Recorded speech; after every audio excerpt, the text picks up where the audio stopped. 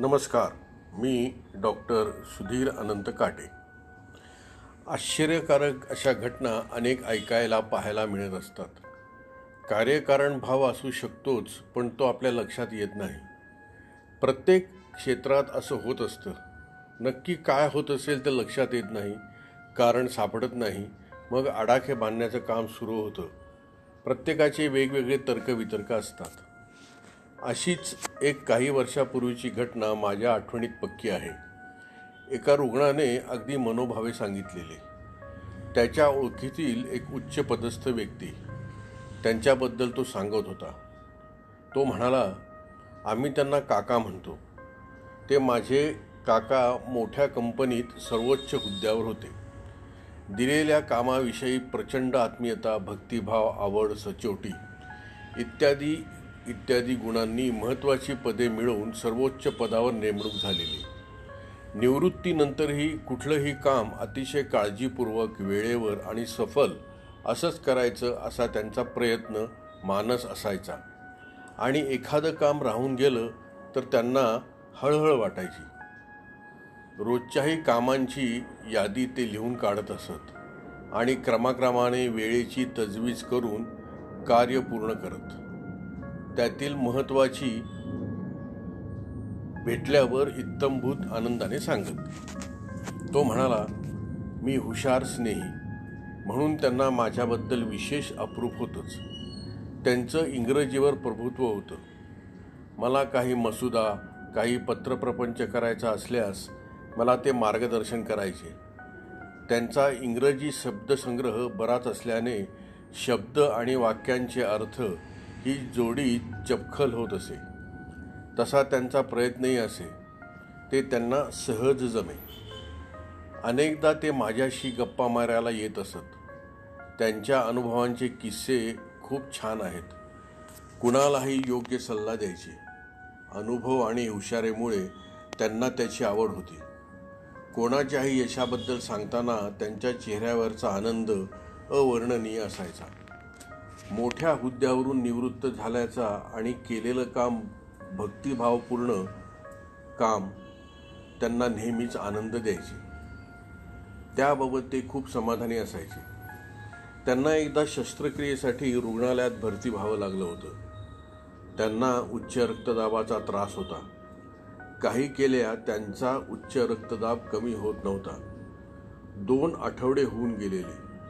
शस्त्रक्रिया करणं आवश्यक होतं, परंतु अत्यंत तातडीची नसल्याने उच्च रक्तदाब कमी होईपर्यंत शस्त्रक्रिया थांबवणं शक्य होतं.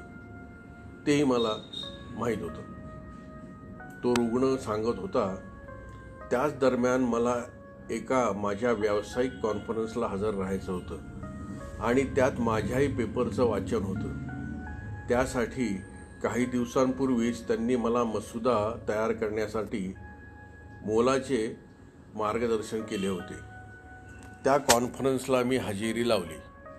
माझे संबंधित विषयावरील म्हणणे छान पद्धतीने, पद्धतशीरपणे तज्ज्ञांसमोर मांडले आणि सादरीकरण माझ्याही दृष्टीने खूपच यशस्वी झाले. हे माझे यश काकांना सांगावे आणि त्यांना धन्यवाद म्हणून काहीतरी भेटवस्तू द्यावी असा विचार केला. काय भेटवस्तू द्यावी अशा विचारात असताना त्यांच्या मुलाचा सल्ला घेण्यासाठी मी त्यांच्या चिरंजीवांकडे गेलो. त्यांनी मला पटकन सांगितलं, हे बघा, त्यांना मोठं महागडं असं काहीही देऊ नका. त्यांना ते आवडत नाही.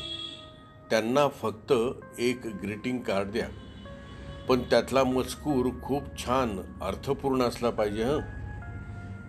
छानसं कृतज्ञता व्यक्त करणारा मजकूर असलेलं भेट कार्ड घेऊन मी त्यांना भेटायला रुग्णालयात गेलो. त्यांना वाकून नमस्कार केला. त्यांना आनंदाची घटना सांगितली. त्यांच्या पायांना स्पर्श करताच त्यांनी मला त्यांच्या जवळ ओढलं आणि शाबासकी दिली. त्यांचा चेहरा खूप आनंदी दिसला. त्यांना भेटकार्ड हातात दिलं. त्यांनी ते हातात घेतलं, पाकिटातून ते बाहेर काढलं आणि नीट न्याहाळत ते उघडून आतील मजकूर वाचला. त्यांच्या डोळ्यात आनंदाश्रू तरळले. माझ्यावरील त्यांच्या प्रेमाची, उपकाराची जाणीव ठेवून तसा मजकूर असलेलं भेट कार्ड मी घेतलं होतं. ते खूप भारावून गेले होते. थोडा वेळ ते स्तब्ध होते. नंतर आमचं बोलणं झालं. पुन्हा त्यांना पदस्पर्श करून मी तिथून निघालो. त्यानंतर दुसऱ्याच दिवशी त्यांची शस्त्रक्रिया झाल्याचं मला समजलं. त्यांचा वाढलेला रक्तदाब खरोखर कमी झाला होता आणि शस्त्रक्रिया यशस्वी झाली होती. जे काय घडतं त्यामागे अचिंत्य शक्तीचंच कार्य, मदत असते. त्या दैवी शक्तीला मनोमन नमस्कार. ही घटना त्या रुग्णानं मला खूप उत्साहात सांगितली. अशा अनेक अतर्क्य घटना सर्वच क्षेत्रात बघावयास, ऐकावयास मिळतात. व्यक्तींचे त्यामागे कष्ट, बुद्धिमत्ता असतेच, पण ईश्वरी आशीर्वादही असतातच. चारोळी. दुसऱ्या कुठल्याही झाडाच्या सावलीत रोपांना वाढायला नको असतं. दुसऱ्या कुठल्याही झाडाच्या सावलीत रोपांना वाढायला नको असतं. सोनेरी सूर्य, निळं आकाश, रंगीत पक्षी, काहीच नीट दिसत नसतं. सोनेरी सूर्य, निळं आकाश, रंगीत पक्षी, काहीच नीट दिसत नसतं. दुसऱ्या कुठल्याही झाडाच्या सावलीत रोपांना वाढायला नको असतं. सोनेरी सूर्य, निळं आकाश, रंगीत पक्षी, काहीच नीट दिसत नसतं. प्राजक्त.